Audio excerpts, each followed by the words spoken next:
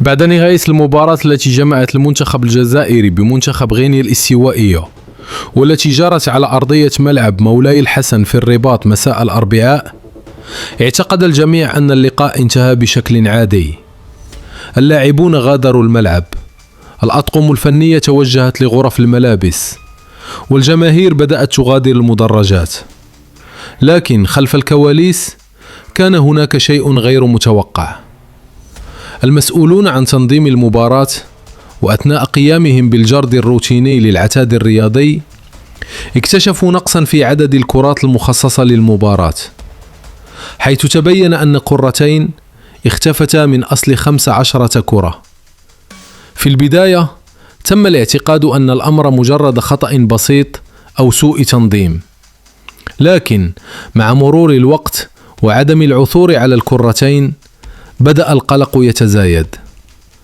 أمام هذا الغموض قررت الجهات المنظمة الرجوع إلى كاميرات المراقبة المنتشرة داخل الملعب، وبعد مراجعة التسجيلات ظهرت مفاجأة صادمة. فضيحة الطاقم الفني لمنتخبنا، سرقة كرة القدم لكأس إفريقيا في ملعب مولاي الحسن بعد التقاط فيديوهات. صراحة فضيحة تكتب باسم الجزائر، وأصبحنا فضيحة في المغرب. حيث أظهرت الكاميرات أحد أفراد الطاقم الفني للمنتخب الجزائري وهو يأخذ كرة ويغادر بها المكان خلال فترة الاستراحة بين الشوطين. هنا اتضح مصير الكرة الأولى، لكن السؤال الكبير بقي مطروحا: أين اختفت الكرة الثانية؟ رغم عمليات البحث المكثفة ومراجعة إضافية للتسجيلات، لم يتم التوصل لأي دليل يوضح مصيرها. تفرجوا لهذه الكارثة، حتى واحد من الجمهور تفرجوا عندكم جديد. انا كاع مور هذه الاتحادية تخيل تفرج من الجمهور هذا دابا كتب تمشي لبال مباشرة بستة جولة سيكوريتي وعطاها للسي، وهو ما زاد من تعقيد القضية وجعلها تأخذ طابعا رسميا ومحرجا. في تطور مفاجئ تدخلت المنسقة الرسمية للاتحاد الإفريقي لكرة القدم الكاف بشكل مباشر، وتوجهت إلى غرفة ملابس المنتخب الجزائري، حيث طرحت سؤالا واضحا حول واقعة اختفاء الكرات.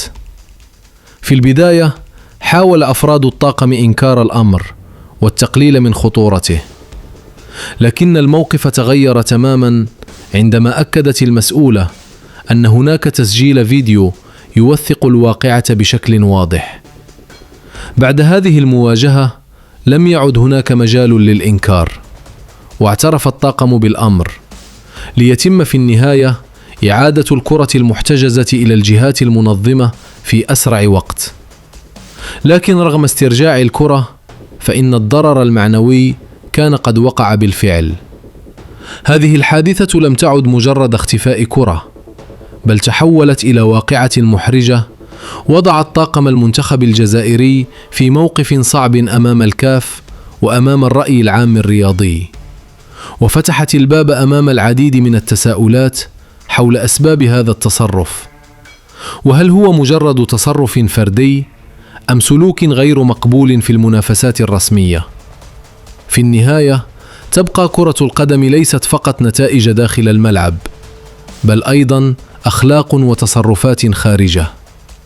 وما حدث في ملعب مولاي الحسن سيبقى نقطة سوداء وموقفا محرجا في ذاكرة هذه المباراة. والجماهير اليوم تتساءل إن كان الكاف سيتخذ إجراءات أو يصدر توضيحا رسميا بخصوص هذه الواقعة. عالمي أقسم كارثة والله لا كارثة. الطاقم الفني هاي لكم الفيديو هنا، الطاقم الفني ديال المنتخب الوطني سرق الكرة. يا وليد صاحبي واش هاد الكارثه راك دير فيها؟ المره اللي فاتت نهضروا لكم على قضيه ديال محمد سعد قلت له ودي ما كايناش وطاطات، اليوم خرجوا لكم الكاميرات وراه من مولاي الحسن كلشي معمر كاميرات. الله يهديكم واش هاد الفضيحه الكارثه درتوه؟ تتحملوا المسؤوليه وطرحلوا كاملين، طرحلوا كاملين. هذاك المنتخب ماشي اللعب. ودي ما كايناش وطاطات، اليوم خرجوا لكم الكاميرات وراه من مولاي الحسن كلشي معمر كاميرات. الله يهديكم واش هاد الفضيحه الكارثه درتوه؟ تتحملوا المسؤوليه وطرحلوا كاملين. طرحلوه كاملين. هذاك المنتخب ماشي اللعب. واش محرز وقاضيته على كره باغي سرقتوا كرات من الملعب؟ ها واش هاد الحشومه واش الفضيحه؟ واش هاد الكارثه راكم دايرين؟ يا لا الاتحاديه تحترم نفسها وتحترم الجمهور الجزائري تمشي كامله طرح بها بهذاك المسؤولين ديالها، لانه هذه فاضحه القرن.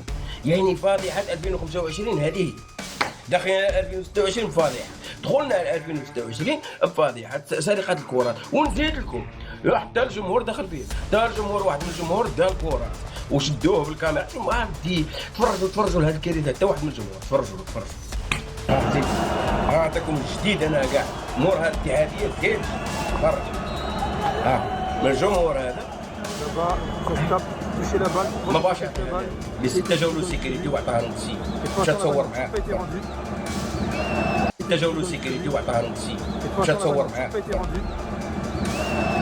لا حول ولا قوة إلا بالله. احنا كلنا في الكوارث. السي ولا عمره.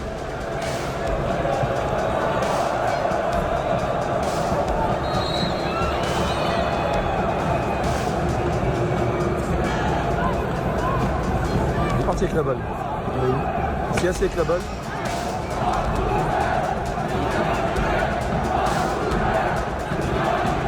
Il a gardé la balle, il l'a pas rendu.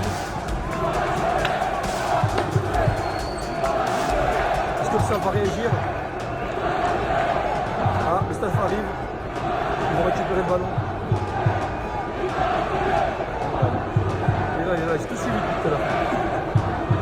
Le mec il a mal là? Ouais. Il ne peut pas rendre la balle. Voilà, il va rendre. Il ne faut pas la lâcher. Hein.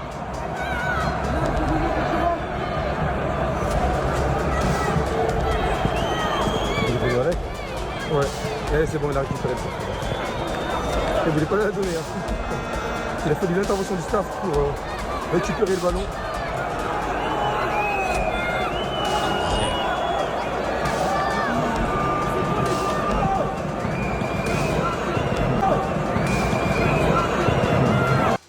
هادشي والله الا بزاف. هادشي والله الا بزاف. ها الطاقم الفني سارق الكرات وشدوهم لاكاب وفضيحه وكارثه على وجه وراء الاتحاديه وليد صالح. وهاد الفضيحه هذه نورمالمون يترحلوا درك خرجوا لهم الكاميرات. زيد هذا من الجمهور يصوروا فيه وخاون الكره وديها لولادو. واش حنا رانا هنايا بالفضائح؟ واش الجمهور يسرق الكرات؟ واش الاتحاديه تسرق الكرات؟ واش هاد العبث اللي راه كاين؟ واش هاد الخلل اللي راكم راض به ويتصور مع كره سارقه ويتصور مع كره؟ واش هاد الكارثه اللي راكم فيها تيجيو لا سيكوريتي ويدلعوها له؟ واش هاد الكره الفضيح هذاك شدوه لا سيكوريتي ويشوفوا فيه ولا تصور فيه؟ هادو هاو تصوروهم بالكاميرات لانه كاين الكاميرات في الملعب. ملعب عامر كاميرات. وشحال راك تلعب في ملعب 5 جويه ما فيش كاميرات؟ واش هاد الفضايح اللي راكم فيهم وشوهتونا مع العالم؟ يروحوا ربي يخلصكم. شوف ربي يتخلص فيكم. علاش؟ لانهم شوهتونا مع العالم. وقت خرجتوا علينا وخرجتوا على الكره ما بغيتوش تلعبوا وما قادرينش تلعبوا. روحوا ما قادرينش تلعبوا مع الكونغو لانه هذاك اللي شفر الكرات راه يقول لك يمكن تقصاو مع الكره خصني ندي كرات. واش هاد الحشومه اللي راكم فيها؟ وتشفر الكرات اصاحبي ما قادرينش تلعبوا. روحوا تروحوا يجيو دوك الكاف شدونا قيط شدوك بالكاميرات وشدوك بالكتروب بانك تشفر كرات. يعني واش موجه عندكم دوك تردوا؟ يعني لو كان الاتحاديه تحترم نفسها والاتحاديه تحترم المواطنين والشعب الجزائري وتحترمنا وتحترم كل شيء تخرج ببيان وهذا الطاقم كامل يمشي. الا الاتحاديه تحترم نفسها هذوك صحاب اللوطيل حتى هما غادي يحذيوك لانه في اللوطيل حنا غادي نوليو حتى هذيك كاع الصوالح ديال اللوطيل يخونوهم ويشفروهم ويديروهم في السيكان. يعني ولينا في كارثه درك. اي بلاصه نمشيو لها خاصنا نديروا فضيحه. دخلنا في البدايه المغرب درنا فضيحه قال لك لا وطاطات ومنا وحقرونا. ما بغاوش يجبدوا المغاربه ما بغاوش يتعداو يديروا فيديو وينشروه. درك هما داروا لك فيديو يا سي وليد صالح باش تتعلم باش تتربى. رماو لك فيديو في السوشيال ميديا قال لك هذه شدينا ولاكاف عندها الفيديو. يعني هذوك اللي دخلوا عندك قالوا عطينا الكرات راه صحاب لاكاف. يعني ولينا الكرات اصاحبي تشفروهم. ما لقيتو ما تشفروا كاع فهاد الاخر تشفروا غير كرات. يعني كاع هشوها على كرات درتوه. وهذوك الكرات محسوبين عندك 15 كره يعطيوها للماتش. يعني 15 كره يعطيوها لي جوار جبروا كرات ناقصين ولاو الكاميرات صابوك انت مشفرهم. حتى هذاك الجمهور اللي كان غادي يشفر شي كره ولا غيولوا الكاميرات يجيبوه من المدينه يجيبوه لانه المغرب معمر كاميرا. باش تعرفوا هالشيء هذا تمشوا انت معمر كاميرا.